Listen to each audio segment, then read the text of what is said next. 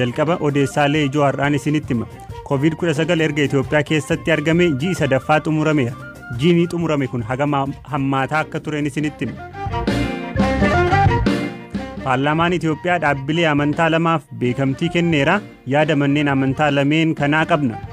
Gaafiin kun gaafii waggaa 60 ol turedha. Gaafiin arrabeebiin gaafii walqixxummaa, gaafii amantiin hundinuu walqixxummaadhaan kabajamuu fi of course. Murteen mana maree federeeshinii dhaaba biyya bulchuuf turtii aangoo dheeressuun duuba hiika qabaa. Dhaaba badhaadhinaarra obbo Awwaluu Abdii gaafanneerra. Odeessaalee gaggabaaboos qabna. Nu waliin tura. Koronaa vaayirasii Itoophiyaa galuun erga beekamee ji'i sadaffaan xumurameera. Ji'a xumurame kanatti lakkoofsi namoota dhibee kanaan qabamanii ji'oota lamaa isa dura turaniin dachaa 10 akka ta'e ministeerri fayyaa beeksisee jira.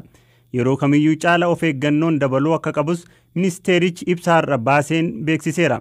Qorannoo koronaa vaayirasii sa'aatii 24 darban keessa namoota 6,630 taasifameen dabalatan namoota 164 irratti vaayirasichi argamu ministeerri fayyaa Itoophiyaa beekse. Kunis walumaa galatti namoota akka biyyaatti vaayirasichaan qabamanii 2,670 ga'ee jira. Sa'aatii 24 darbee kana keessa namni 5 dabalataan lubbuu yoo dhabu lakkoofsi namoota vaayirasichaan du'anii 40 gaheera. Kanneen haaraa vaayirasicha irratti argame 164 keessaa 117 dhiira yoo ta'an 47 immoo dhalaadha. Nama tokkorraan kan hafe hedduun lammiilee Itoophiyaati. 104 Finfinneetti, 26 naannoo Somaalee, 22 naannoo Amaaraa, 4 Tigraay, 4 immoo naannoo Kibbaa, namootni 2 naannoo Oromiyaarraa yoo ta'an namni tokko Hararii kan hafe ammoo Beenishaangul Gumuzitti argame. Guyyaa vaayirasichi biyya keessatti argameen kaasee ji'oota lamaan jalqabaa keessatti namni vaayirasichaan qabame 250 qofaadha jedha ministeerri fayyaa. Ji'a tokko darbe keessatti qofa garuu nama 2,220tu qabame jedhe. Kun ammoo dachaa 10 dabaluu isaatii kan agarsiisu. Magaalaa Finfinneetti qofa waliigalaan namootni 1,963 ta'an vaayirasichaan qabamaniiru. Namootni tokko magaalaa Finfinnee keessatti weerara vaayirasichaa sodaachuun gara magaalota biraa fi baadiyyaatti adeemuun vaayirasicha babal'isuu danda'a sodaan jedhus tureera. Itoophiyaatti yeroo dhiyoonaas lakkoofsi namoota vaayirasichaan qabamanii yeroo gabaabaa keessatti dabalaa dhufeera. Lakkoofsi namoota du'anis akkasuma. Ogeessonni tokko vaayirasicha to'achuu fi haalli namoota tuttuqqaa qaban itti adda baasan ammas hir'ina akka qabu ni himu. Dabalataan haalli jireenya hawaasaa ammas facaatii vaayirasichaaf carraa guddaa akka ta'utu himama. Ministeerri fayyaa Dr. Liyaa Taaddasaas yoo of eeggannoo guddaan irratti hin hojjetamne to'annoon vaayirasichaa harka keenyaa bahuu danda'a jedhanii ture. Biyyoota addunyaa tokko keessatti lakkoofsa namoota vaayirasichaan qabamanii gadi bu'aa yoo deemu Ameerikaatti qofa garuu namootni miiliyoona 2 caalan vaayirasichaan qabamaniiru. Manni maree bakka bu'oota uummataa Itoophiyaa walga'ii isaa idilee har'aatiin dhaabbilee amantaaf beekamtii seeraa kennuuf wixinee dhiyaate irratti mari'atee raggaase. Dhaabbileen amantaa beekamtii seeraa argatan mana maree waldaa amantoota warra wangeelaa Itoophiyaa fi mana maree waliigalaa dhimmoota islaamummaa Itoophiyaati. Dhaabbileen amantaa kunniin amma dura akka dhaabbata tola ooltummaatti galmaa'anii hayyama isaanis waggaan haaromsuun isaanirraa eegama ture. Mana maree waliigalaa dhimmoota islaamaa Itoophiyaarraa Dr. Jamaal Mahammad murtoon kun hawaasa musliimaaf gammachuu guddaadha jedhan. Gaaffii waggoota 60maaf gaafatamaa ture ta'uus dubbatan. Baay'ee akka uummata musliimaatti hundi keenya baga gammanne jechuu barbaada. Uummata musliimaa qofa osoo hin ta'in uummattoonni amantiinis hordofan warri Itoophiyaa ta'an hundi isaanii baga gammaddan. Baga gammannee gaafiin kun gaafii waggaa 60 ol turedha. Gaafiin arrabeebiin gaafii walqixxummaa, gaafii amantiin hundinuu walqixxummaadhaan kabajamuu fi of course gaafiin waa'ee walqixxummaa heera biyyattii keessatti lafa kaa'ameera. Keessattuu Dooktar manni maree waliigalaa dhimmoota islaamummaa kanaan dura akkamiin socho'aa ture, rakkooleen si mudataa turan maal fa'aadha? Manni maree dhimmoota islaamaa sochii isaa idilee gaggeessaa ture. Garuu qaama seera qabeessummaa qabu waan hin taaneef yeroo hundaa hayyama isaa haaromsataa akkuma dhaabbata NGO tokkootitti haaromsataa deemaa ture. Hojii barbaadus ofiisaatii qaamolee ijaaruu isa barbaachisu jiraachuu danda'a. Kan fakkeenyaaf dhimma naannoo tokko irratti waa'ee misoomaa ta'uu danda'a. Dhimma amantii wal qabatee gareen ijaarsi dhaabuu barbaadu jiraachuu ta'uu danda'a.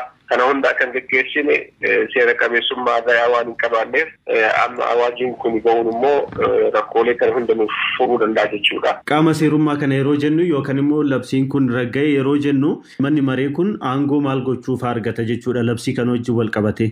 Labsicha irratti wanti lakkaa'ame tokkoffaa seeraan beekamuudha.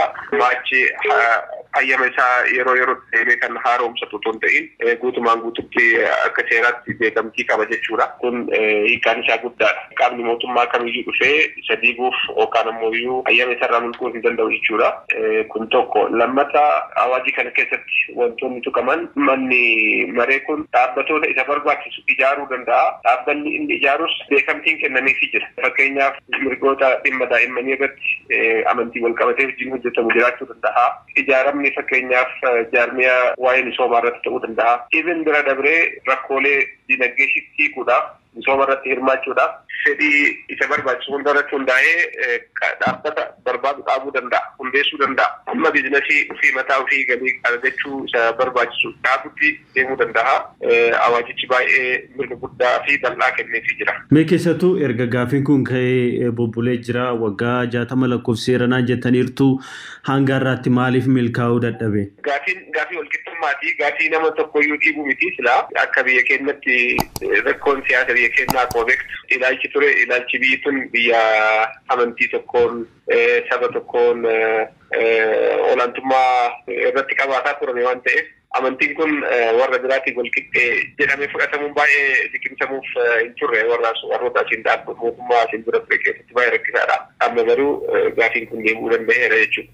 Habtaamuu Xibabuutu Dr. Jamaaliin dubbisee gama kaaniin pirezidantiin mana maree waldaalee amantoota warra wangeelaa Itoophiyaa Dr. Iyyaasuu Eliyaas akka amantaa kaanii beekamtii malee waggoota 100 oliif socho'aa turre jedhan.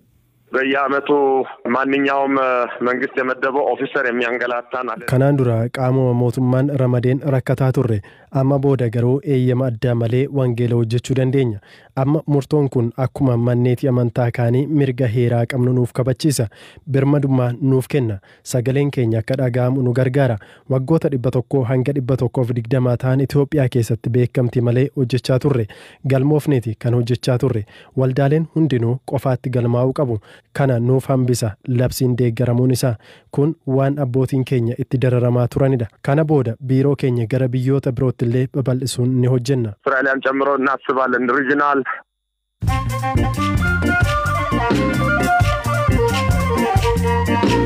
gidduutti moodeessaalee gaggabaaboo muraasa lakkaawwiin uummata biyyaalessaa Itoophiyaa si'a sadaffaaf dabarfame manni maree federeeshinii lakkoofsa uummata biyyaalessaa arfaffaa yeroo biraatti akka darbu yaada murtoo dhiyeesse yaa'iin waloo mana maree bakka bu'oota uummataa fi mana maree federeeshinii mirkaneesse yaadni kun sagalee mormii 5f callisa 13 sagalee caalmaan mirkanaa'e.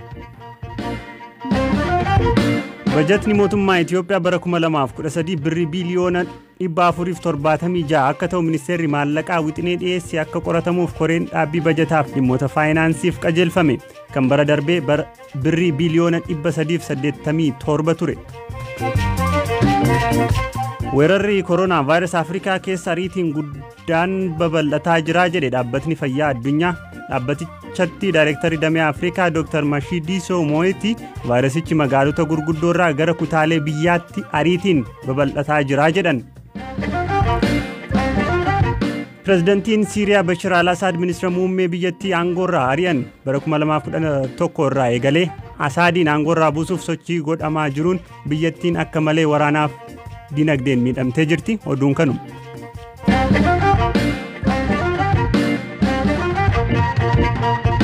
Manni maree federeeshinii Itoophiyaa filannoo biyyaalessaa sababa weerara koronaa vaayirasiin dheerachuusaa sababeeffachuun qaawwa heeraa mudate furuuf kaleessa waan falataa jedhe irratti murtee dhumaa kenneera.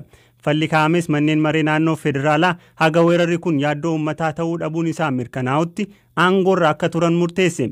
Murtee kanaan jaarmiyaaleen siyaasaa akka KFO, ABO, Salsaawii Wayyaanee Tigraay bu'uura seeraaf heeraan qabu jechuun hin fudhannu yoo jedhan sochiin biyyaalessaa Amaaraa abin biyya yaaddoo amma jirtu keessaa baasuuf murtee sirriidhaa jedhee jira.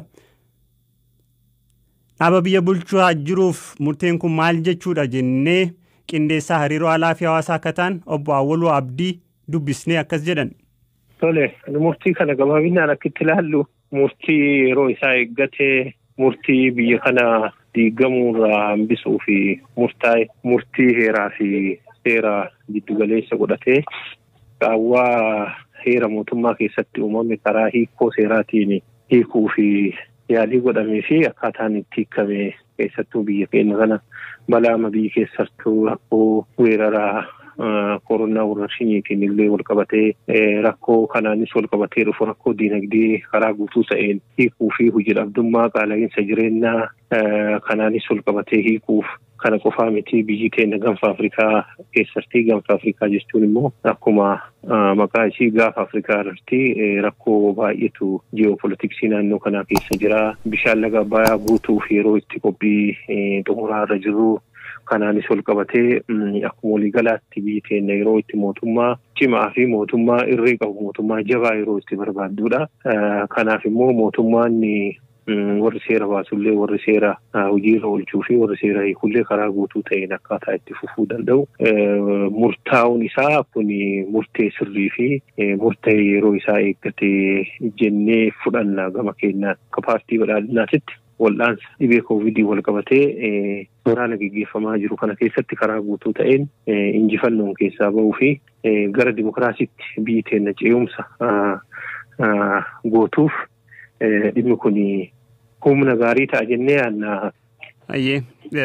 Akkuma beektanii manni maree bakka bu'oota uummataa yaada murtee kana gara mana maree federeeshiniitti dabarsu dhaabbileen deeggaran akkuma jiran kan morman illee jiru. Ammas hiikaa seeraa miti murteedhuma dhaaba biyya bulchuun dhiibbaan irratti godhamee akka yeroon aangoo isaanii dheeratu murtaa'eedha jedhu. Falli isaa ammallee wanna siyaasaati wanni furmaata ta'uu jedhu. Ammaa booddee dhaabni biyya bulchu kuni wanna furmaata siyaasaa ilaalcha keessa galchuu waan yaadu isinitti fakkaata?